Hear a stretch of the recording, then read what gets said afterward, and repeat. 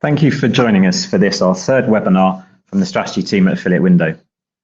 We're going to cover off a couple of separate topics today. The first is a recap that I'm going to give of a presentation at a recent event at the IAB, and then Matt will present on some new insights that we're making available to everyone through our business intelligence tool, Tableau. If you want to ask any questions, you can do so in the right-hand side of the Google Hangout, and we'll answer any at the end of the session. Also, remember this webinar will be saved to YouTube, so you can access any of the content again. So without further ado, let's start. So this is a presentation that was given at the recent performance marketing seminar held at the IAB's offices last month. The event was an opportunity for companies engaged in the performance marketing industries, broadly covering affiliate, lead generation, and some retargeting, to talk about how they're supporting advertisers' wider efforts to target consumers. From an affiliate window perspective, we wanted to look beyond the last click model that we still work to and showcase how affiliates support brand efforts in many different ways that our commercial model doesn't always recognize.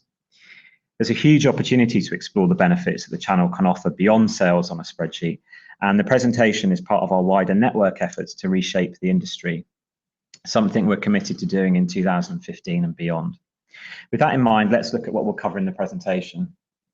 So we'll cover off the consequence of last click CPA and how we often don't measure the halo effect of the channel, and if we did, what that would be worth.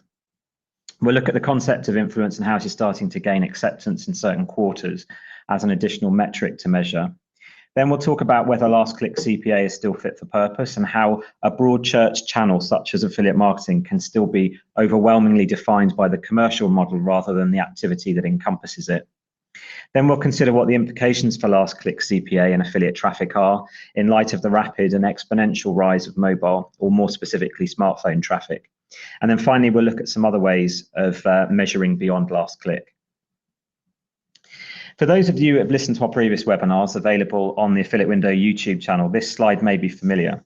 It's one we use to show a typical consumer path to purchase, with broad, less defined early funnel activity becoming more and more defined as the consumer moves towards the purchase. The sale on the right-hand side is a crowded place for affiliate marketers, and that isn't any particular surprise. It's this area that affiliates have to be present in to typically receive any financial or indeed general recognition for their contribution. It also means that while affiliates have become expert converters, consider that some cashback conversion rates can hit 50% click to sale, for example. Those affiliates who focused on content first, monetization later, are potentially trying to fit a square peg into a round hole.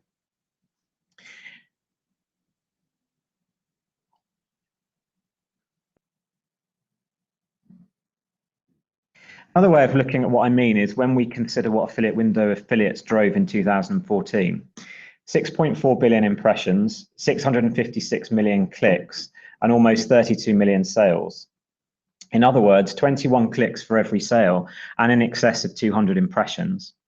None of this activity that drives a sale, or at the very least has some influence or impact on a sale, is rewarded. That is the nature of our industry, and the performance element of our channel, only paying for sales, is the part that has made us so attractive, encouraging more and more advertisers to invest in their campaigns. But we also need to recognize that the very affiliates that brands want to make up the long tail of their campaigns do not necessarily sit comfortably within the traditional cost per acquisition model. So with that in mind, what additional metrics should we consider? Well, that depends on what information we gather. Let's consider what is traditionally captured by affiliate networks versus what is captured more widely. In channel, we know that typically affiliate sales are quite standalone. Around 4 in every 5 only involve one affiliate. Matt's going to cover off more of that a little bit later. But we also know that certain affiliate types, such as cashback, skew this. And there are differences between affiliate and sector. Price comparison and bloggers are two such categories who are more likely to be early funnel and therefore may find more of their traffic overwritten. As a practical takeaway, it's therefore important to interrogate your affiliate data line by line. Some of the reports that Matt will mention at the end of the webinar will help our clients do that. Secondly, let's consider out-of-channel information. So this is the information that incorporates all the other channels that an advertiser may be working with. One of the challenges for affiliate networks is to encourage advertisers to share this with them. One of the benefits of some of the new affiliate window technology that we've launched this year is that we actually capture a great deal of this information in the background. So it sits within our database anyway and allows us to carry out wider influence pieces around what affiliate activity, how affiliate activity impacts or is impacted by other digital channels. It's certainly true, however, that affiliates generally don't see this info, and if they did, they would see how significant their traffic is in terms of it being overwritten. Now, for channels whereby you're buying the traffic, clicks, impressions, this obviously matters less because they may be impacted from an attribution point of view, but the payment for their contribution still has to be made. Affiliates obviously don't benefit in the same way, again, being positioned around the sale. Therefore, allow your affiliate network to track this activity and carry out their own analysis in conjunction with you. Let's look at a practical example of how affiliates' influence isn't necessarily reflected in the payment model we use. So Topshop's a fantastic brand. It's beloved of bloggers, and they've really engaged a long tail of great content sites that many programs would dearly love to see on their campaigns. Here I've taken 5 decent sized sites, all who give coverage to Topshop, and have engaged readerships who are clearly, as this comment from one of them suggests, influenced by the content. Yet when we consider what percentages of sales those affiliates convert, they have an involvement in within the affiliate channel, we can see that it's about 68%. So it's certainly not awful, it's below our average, and there's an obvious 32% of influence that isn't rewarded on our last click CPA model.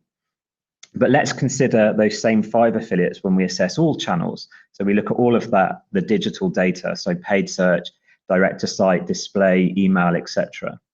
Every other sale that they've been involved in some capacity. So what is the last click contribution then?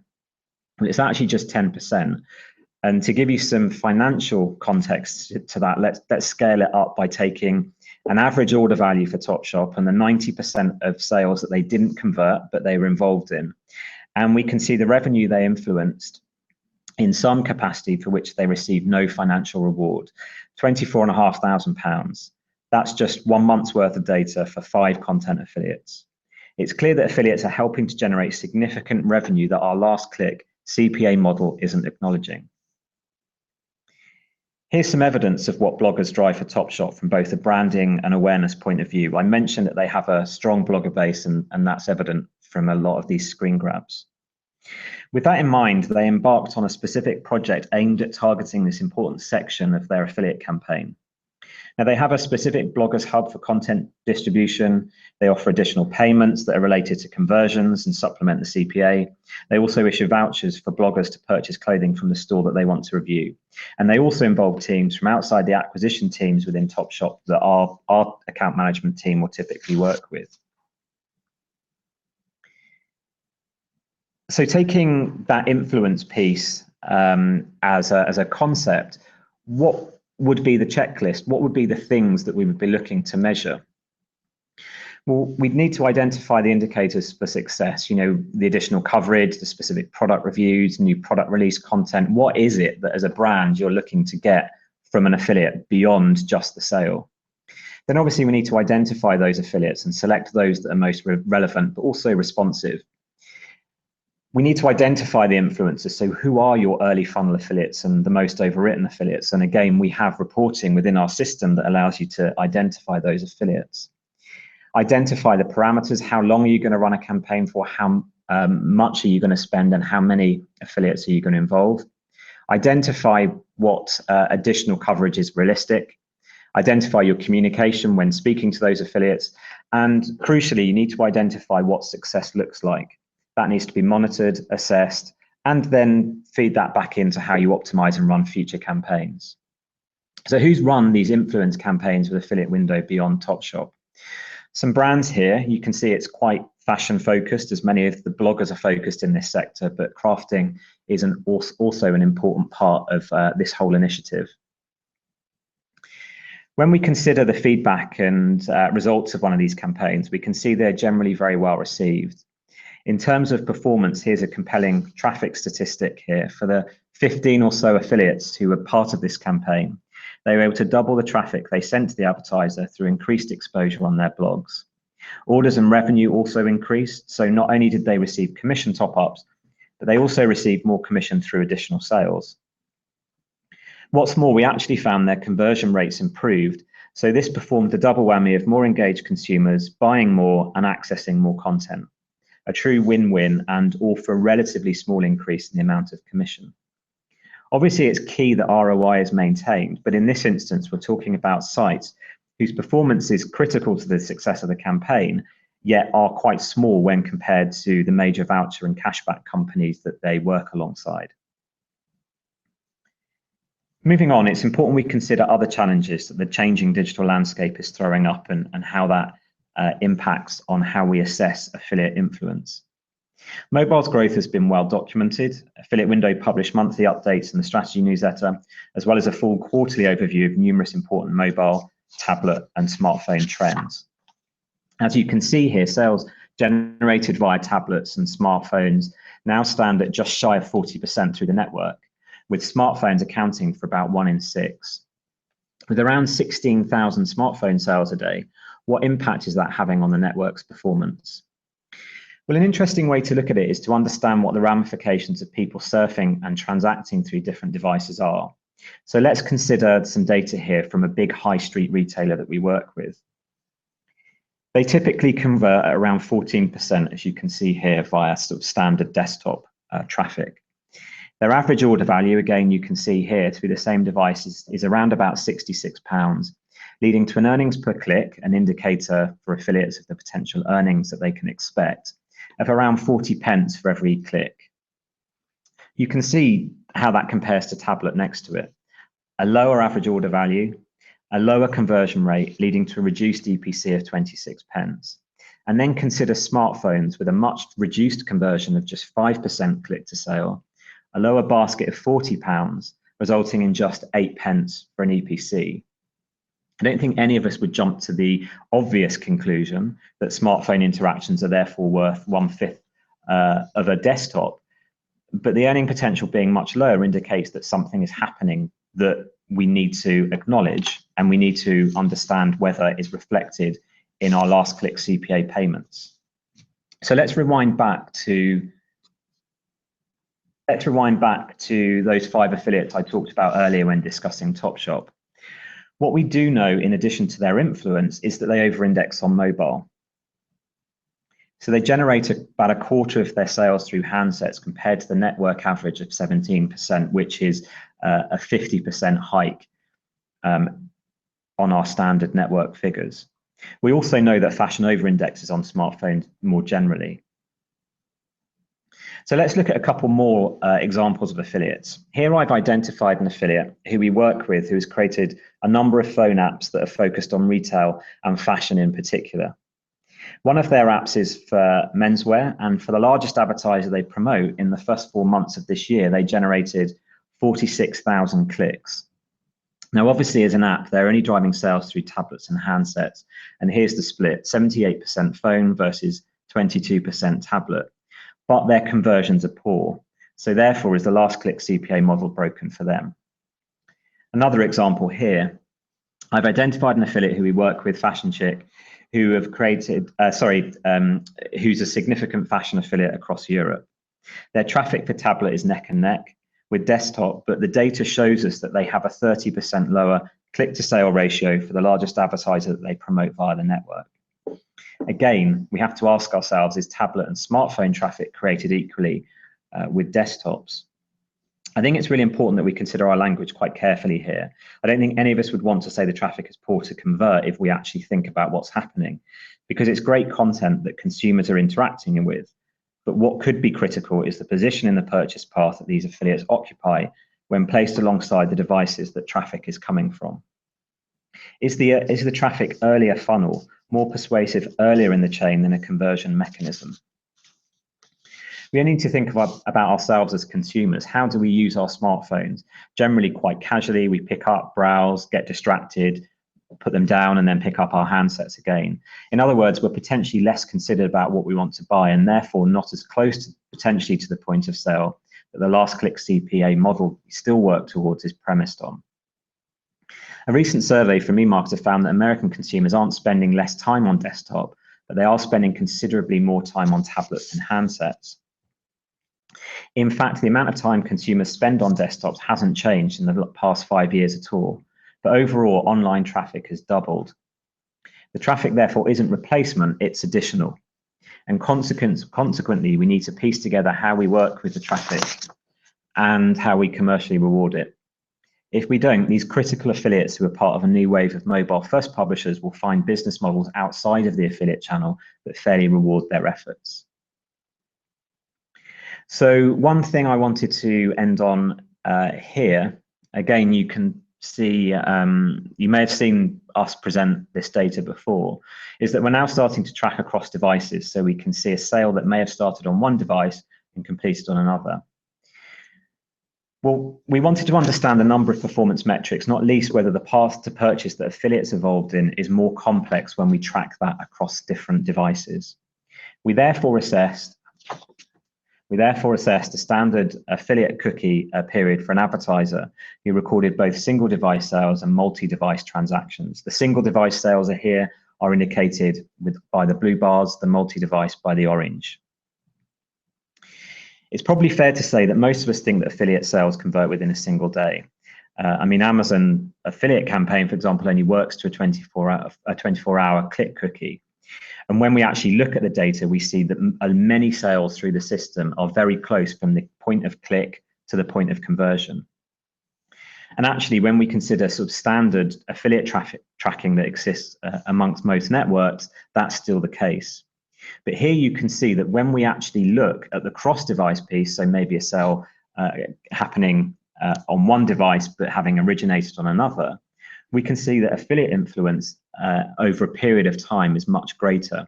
Here you can see that almost 3/4 of sales from a single device in the blue happened within 24 hours. But when we looked at early affiliate interactions across multiple platforms, we found that actually just over half were initiated more than 2 weeks after the initial cookie was dropped.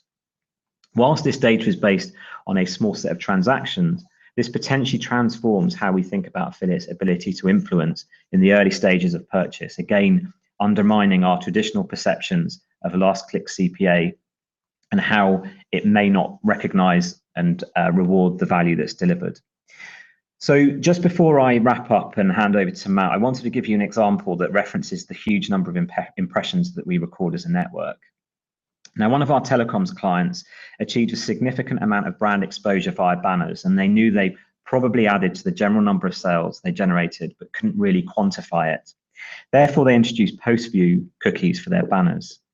They did this in the background so they could monitor the sales and then decide if they wanted to make a commercial decision on whether to pay for the sales.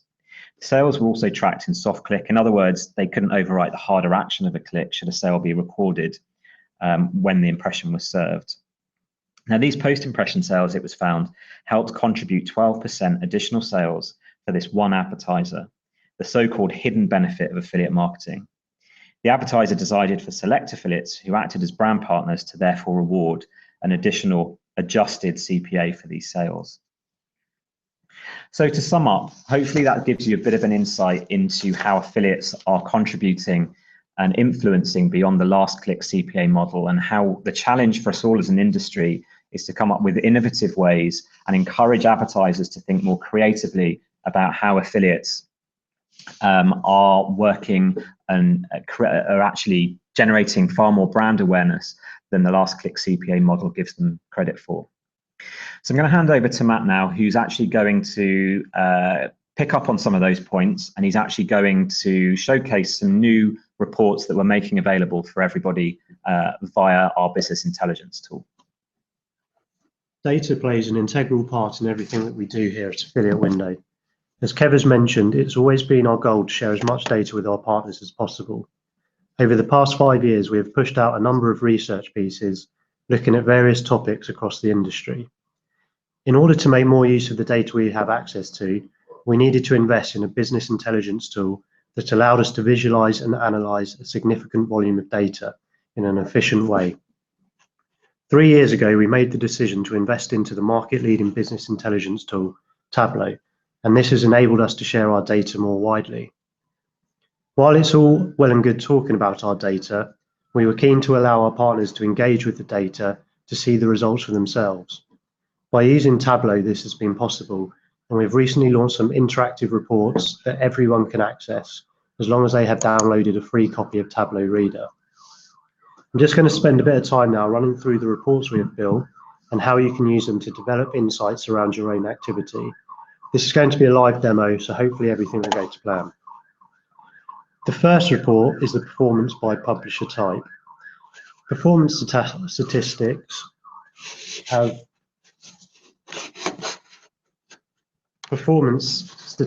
have always been an essential part of an affiliate network's offering. As an industry premised on payment for sales, understanding conversions and earnings and return on investment is imperative. When affiliates search for programs to promote, a number of metrics might be considered in order to determine the effort and scope of that promotion. While the commission rate will play a major part, additional factors such as conversion rates or average order values will come into play. These can be highly skewed by a particular promotional type. For example, if there's an over-reliance on cashback sites, conversion rates can seem extremely high. It's important for advertisers to be able to benchmark their performance across all publisher types, and it's equally important for affiliates to understand how they are performing in relation to others within their promotional type. This first tab looks at the split of sales metrics, which can be filtered by the number of sales, revenue, and commission. For the purpose of this, we'll show sales for this report, and it also shows the share of traffic by each promotion type. This is currently set to show the performance across the whole network. We can see here that despite cashback sites being the largest volume driver in terms of sales, their share of traffic is fairly minimal. This is indicative of the strong conversion rates that we come to expect from incentivized traffic. Conversely, content sites have the largest share of traffic, yet their share of sales is just over 10% lower. Does this reiterate the fact that a lot of content site traffic is early funnel? If so, could we look to reward them for their influence based on our payment on assist model? We can use the filters here to see how performance compares across some broader sectors. It is possible to see the differences in finance, retail, telecoms, and travel. It's also possible to break this down further by subsector. For example, we could see how DIY compares to women's wear. DIY has a strong cashback presence, whereas women's wear is more dominated by voucher code activity. For both categories, we see content sites as a significant traffic driver. I'm just going to set these filters back to look across the whole network now before we move on to the next tab. This tab allows you to see the performance metrics by promotional type. So the average order values, conversion rates, and earnings per click. This allows advertisers to benchmark performance across their sector by promotional type, while publishers are able to see how they compare to the average for their type per sector. As expected, incentivized traffic converts at a stronger rate and also has high average order values. Again, as I switch between sectors and subsectors, we're able to see how this changes. If you're interested in finding out how this looks for your particular program, and even by device, please speak to your account contact. The second report that we're going to look at now is on click path analysis. For the past few years, Affiliate Window has been pushing out a significant amount of data on customer journeys within the affiliate channel. This data has served to challenge some of the misconceptions associated with the channel. Typically, it's assumed that within each sale generated through the channel, there are multiple affiliate touchpoints. It's also assumed that where there is a significant amount of overwriting, it is content sites having their cookies overwritten by those of incentivized traffic sources. We've always been keen to share our data on this subject, and for the first time, we've now been able to make some sector insights available for you to see how this looks for yourself. As a caveat, this data only looks at affiliate interactions. It does not take into account any interactions from additional channels or cross-device customer journeys. Although if you are passing back additional channel data through our channel parameter, we're able to look at cross-channel customer journeys in more detail. The tabs at the top help to guide you around the report. The first tab considers how many affiliate interactions each sale has.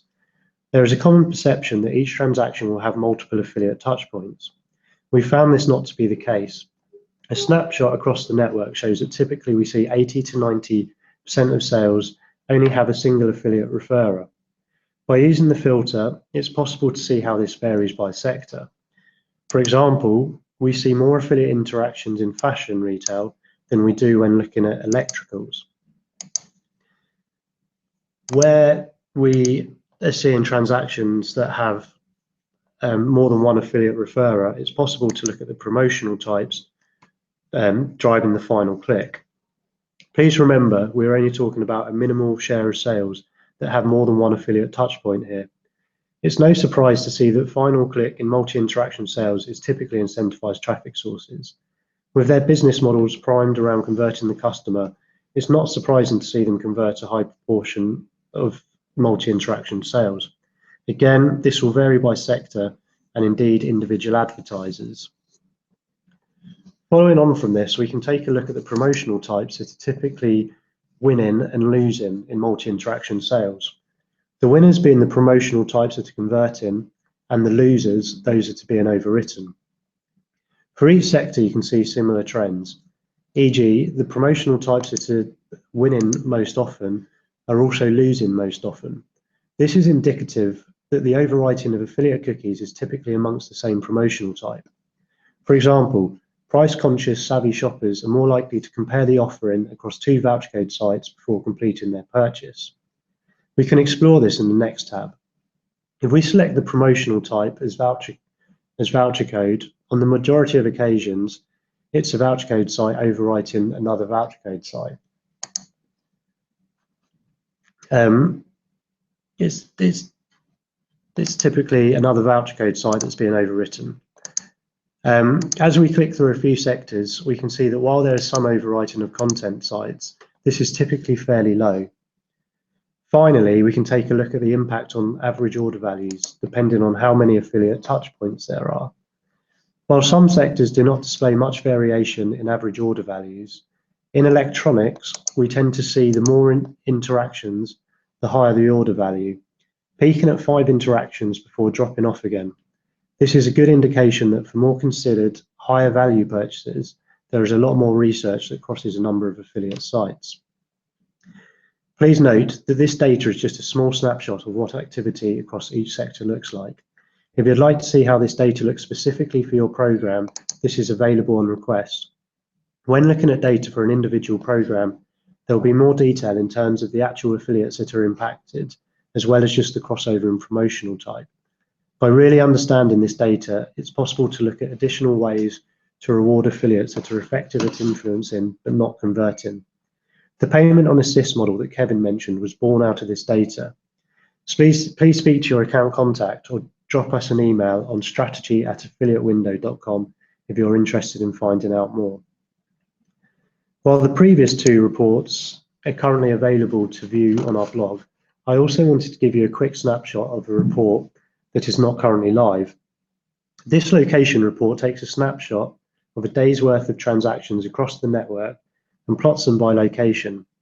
As you move the slider across to select the minimum or maximum number of sales for a city, you'll see the number of locations reduce. The larger the dot, the greater the volume of sales. The pie chart in the top right shows the breakdown by device for the network, while the bar chart shows the share of sales for each promotional type.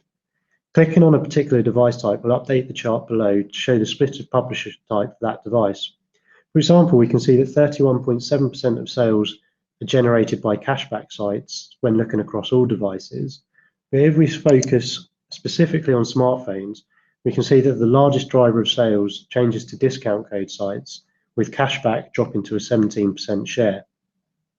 By selecting a certain location on the map, we can see what the breakdown is for that particular location.